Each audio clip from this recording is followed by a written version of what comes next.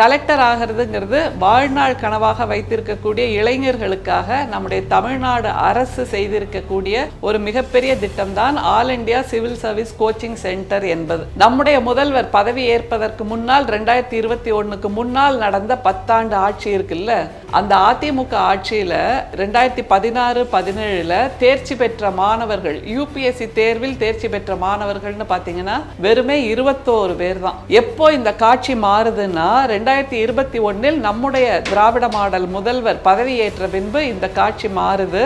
அதை தவிர சிறப்பு திறன் மேம்பாட்டு துறை என்ற ஒன்றை, ஸ்கில் டெவலப்மெண்ட் மினிஸ்ட்ரி அப்படிங்கிற ஒன்றையும் உருவாக்குறார்.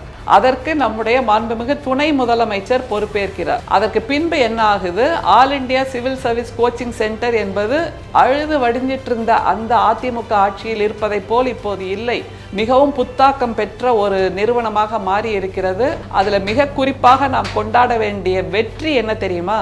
மிக சமீபத்தில் 2024-25 யூபிஎஸ்சி தேர்வு வெற்றி பெற்றவர்களின் பட்டியல் வந்தது. அதுல இந்திய அளவில் 14,161 பேர் தேர்ச்சி பெற்றிருக்காங்க.